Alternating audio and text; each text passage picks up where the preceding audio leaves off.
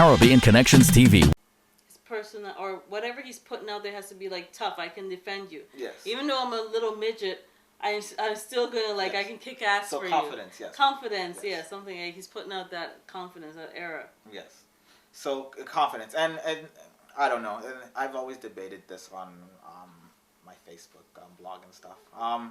It's confidence. There's an ideal of what confidence is, right? So you could be confident and still not appear as confident. Right. So that's another thing people have to look out for.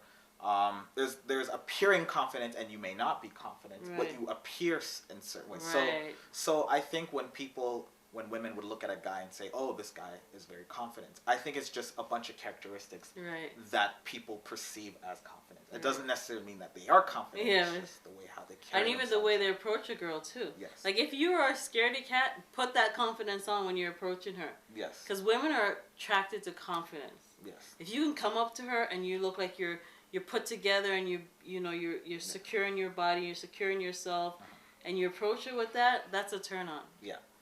And to some degree, attraction is another thing too, right? So, women they tend to be attracted to men who dress a certain way, right? There's a certain standard when it comes to how to dress to some degree, right? Also, physical appearance, right? If a man is maybe the least attractive person ever, it doesn't matter how confident he is, he may not be able to get with that. I still disagree with that. I disagree totally with that? disagree with that. If If you look now, you see how many unattractive men have beautiful women on their arms.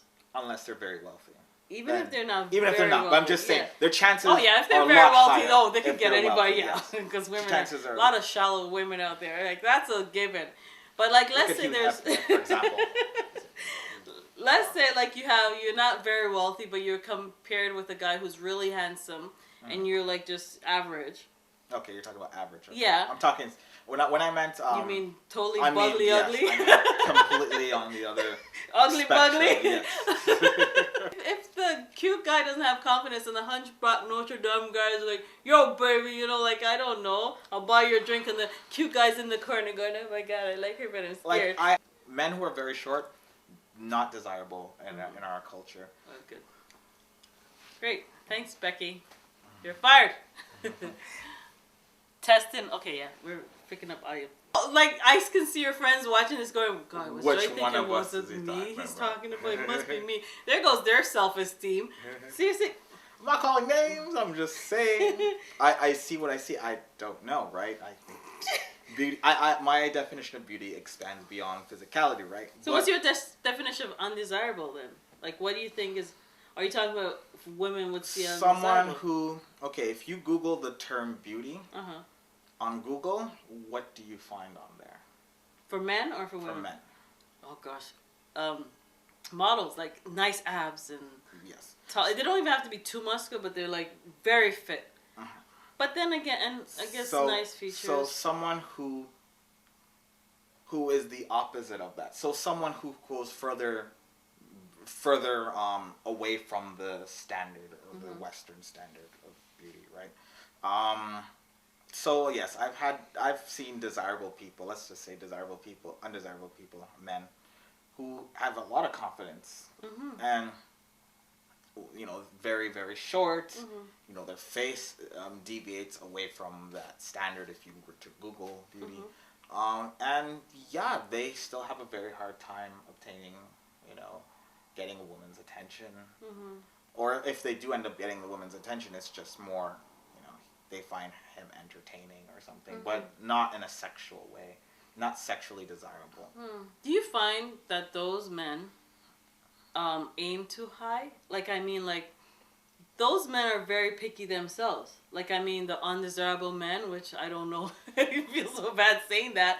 I think all men are desirable, and they all have the right body parts that women like. But like if take out money, because if they're short and ugly or if they have money, they're desirable. Money is the answer, right? They're desirable. If they have something that the woman doesn't have, like a nice house or fancy car, they're desirable. So these men just need a little asset, like a woman needs a nice purse. If they have a nice fancy car, all of a sudden they look better, right? They look taller. But maybe it's their confidence that goes up a bit too. You know, I don't know. Maybe, or maybe they don't have to do anything because some women would just run after them, right? Yeah. No, but like I was saying, I think those guys probably aim too high. Like these guys who you call the undesirable, maybe they are looking for the supermodel type or the really beautiful woman and stuff like that. What do you think? Okay, some of them do and some of them don't. I notice there's been situations where, like, I've seen like these guys in action, right? Mm-hmm. I've seen where they have aimed very high, and then at the same time, what they do is they try to decrease what they define as beauty, right? So they might see a woman who's very desirable, you know, according to Western standards, and then what happens is, let's say they decrease that, right? Right. So they start to look for women who maybe aren't perceived as desirable, or he may not even perceive as desirable just to get laid. And sometimes still it doesn't work because I don't know. Because In she's terms looking of for something more. yes. Can you keep as less noise as you can? Because I'm using a boom here and it's picking up everything. I want to use the mic. Because we don't want to use the mic.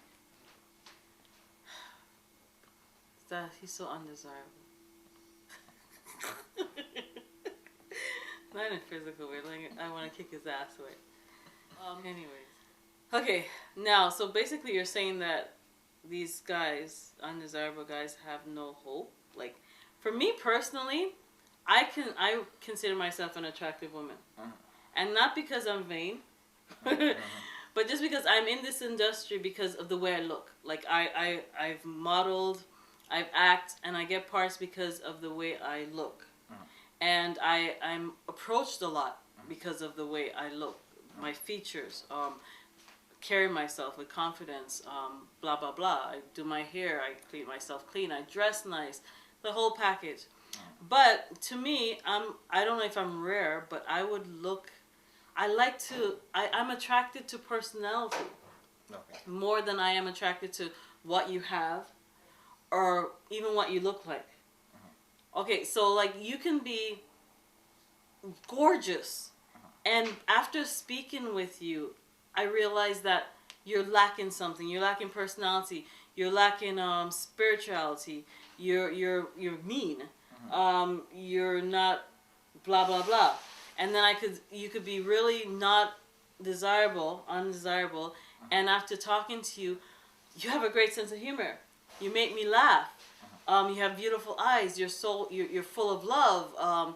Those things are what attracts me, and I know that's not the majority of women, unfortunately. And I don't know if it's because of media, what they see, or if they're brainwashed. But I'm just saying that I wish that more people could see beyond the physical being of a person and look deep inside, because some of these guys are really, really nice guys and will make super husbands, when the other good-looking guys will probably treat you like dirt and cheat on you and make you grieve and make you cry. So, you know, but they don't look for that. Yes.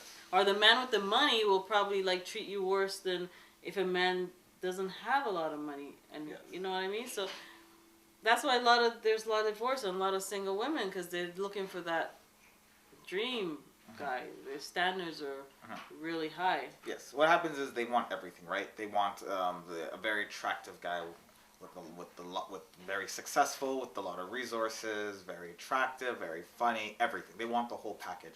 But what it comes down to is priority, right? Yeah. So what happens if you are now in a society where you don't have all those things that you want in a guy? Right. You have maybe the guy who is very good looking, has all the resources, and then you have the guy who's just average and maybe doesn't have all the resources. Right. Who are they going to tend towards if they had to choose between one or the other? They're going to obviously, for the most part, choose the guy with the most resources, maybe the most physically attractive, maybe not with the best personality, but they're going to go with that. They would choose that one than the average guy, or the guy who isn't that good looking with, you know, the greatest personality. Yeah. Maybe he may not have much money. He might be working at McDonald's, and nothing's wrong with working at McDonald's, but you know, there's this. As long as he's working hard at McDonald's, you know, like as long as he has, and a dream, like please have a dream. Like if the guy his whole goal in life is to work at McDonald's, and he doesn't see himself leaving McDonald's. He's happy there. Like, that would be a turn off for me. Really? Okay. No, seriously. The McDonald's, like, my What if he future loves it there? Really? What if he loves it there? McDonald's? I know a few guys It's who a teenager love job. working at McDonald's. Are the managers? some of them. Well, at least you're working at McDonald's and you go Trying from to managers to move up. But, you know, like, I think that's for young people, man. Like, how can you pay rent on working at McDonald's? Like, insurance and... Barely. Barely. Yeah. Usually the people who do make it, they're working 9 to 5. The job is good because serving is always a respectable job. But the pay, how can you support a family on a pay at McDonald's? Unless they're paying a lot of McDonald's now. Maybe I should apply. So then what do you say to those guys now? Okay, so this is where the attraction issue occurs now. What do you say to those guys now who can't get any other job? Because it's very hard for all guys to find jobs that pay very high.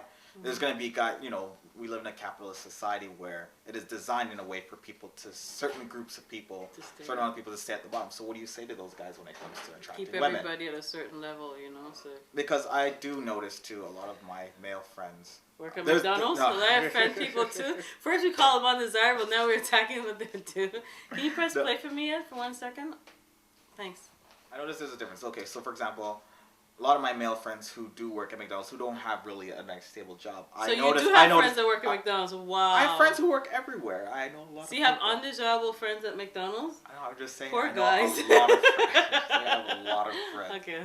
I'm not saying anything wrong with working at McDonald's. It's fine. You can work at McDonald's. McDonald's. I'm saying it. I was saying that if your dream is to work at McDonald's your whole life as a guy. I'm just saying, like, what do you say to those guys now? Because I do notice guys that don't have the high paying job and stuff like this, they have more issues obtaining a good relationship, with women versus a lot of my friends with, jobs that pay a lot more or jobs with high status. Yeah. They end up always the ones in various relationships, right. having, getting into relationships very easily, and it's not really hard for them to, get into a relationship with a woman. But I notice the guys who are not getting paid that well when it comes to those jobs, they have a harder time. Well, you see, that's why you guys shouldn't hate. I'm actually speaking as a woman, right? This is how I feel. Like, think about it.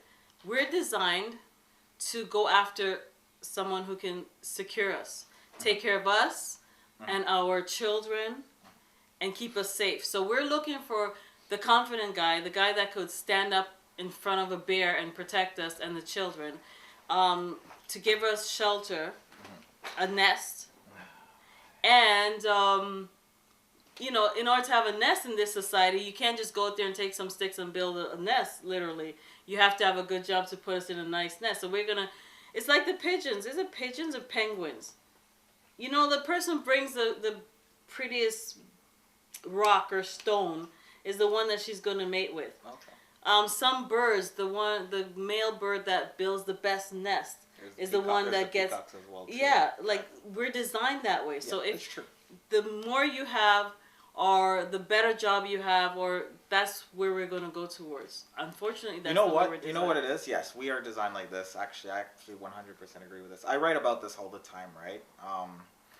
But people, I don't know, a lot of women, they have this, and some men too, but a lot of women have this different ideal when it comes to romance. They don't like to see themselves as, as products of evolution or products of our ancestors or products of the brain. They like to perceive themselves as free agents, and they have total control of what they love, and they have certain preferences, that are uninfluenced by anything else. It's just a personal, something very personal, and it's hard for them to even describe where it comes from.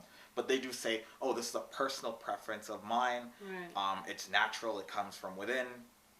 But yes, a lot of our preferences is influenced by the brain. It's influenced by ancestors. It's influenced by culture. It's influenced by DNA. But a lot of people don't like to fantasize love and romance in that manner. Right. So when I do have these discussions with people, they don't like it at all. So what? But there's a lot of science behind it. So is there hope for the shorter... I don't want to say undesirable because there's always somebody out there that desires you. There's always somebody who finds you attractive. Of course, yes. Is there, for those men who are not supermodel looking physically, is there hope for them? Like, what, you trying to tell them that forget it, or No. what's... There's absolute hope for them. If you look right now, there are campaigns for expanding the definition of beauty when it comes to women, Yes. right? You have these campaigns on, you know, okay, so you know right now there's this standard of beauty that is being projected in the media where women have to be a certain height, maybe let's say 5'9", 6'2", 90 pounds, very slim. And that's really that changing. definition of beauty. And that is changing That slowly, is right? changing. There's campaigns out there. Look at Kim Kardashian, short, figured, you know, curvy. Yes, and all that has to do with campaigning Yes. and pushing for new ideals of how to redefine beauty and stuff Yes. like that. So the same thing has to apply to men. So men now have to start their own campaigns, and though they have to push off as well, and men have to say, okay, well, women are trying to expand their definition of beauty, and they're trying to get people to accept a broader range of what beauty is consisted of. So men have to do the exact same thing. Right. There's not enough campaigns out there for men, and that has to happen. And I think there will be hope when it comes to that, because, you know, we're not, okay, yes, our genes do influence what we define as beauty to some degree, but at the same time, we could reconfigure culture in a way that influences the brain to change the way how we perceive in some beauty. parts of the world, the bigger the woman is, she's more the attractive. desirable, Yeah. yes. So yes, the culture could also play a role in how our brains, you know, are active when it comes to approaching certain stimuli. So yeah. Cool. Because I remember a while back, like, it wasn't, a woman wasn't defined attractive if she had thick lips and curvy waists and big butts and you know, and you know, but now it's like everybody wants the big butt. Yes, exactly. And supermodels don't have big butt, but now it's slowly changed that everybody wants to look like Kim Kardashian, Nicki Minaj, and stuff like that. Look at, isn't that weird? Yes. So yeah, it could happen. There just needs to be more campaigning for men. Nicki Minaj had butt implants. Yeah, but a lot of people are getting butt implants because of that. And even the color of your skin, it's used to be like you're beautiful if you're really white, you know, pale white or lighter. Now people are going to tanning salons and trying to get, you know, everybody wants to be tan. They want to get toned down darker, you know. So it's changing. Cool. Yeah. Change is change, right? So now we have to make commercials for some of your undesirable friends, male. Yeah. Well, thank you, Jerry, for spending some time with us. Oh yeah, no problem. That's my pleasure. We'll talk again. Yes, for sure, for sure. Bye. Okay, bye. Now we're going to take a short commercial break, and I'll be right back with Joey.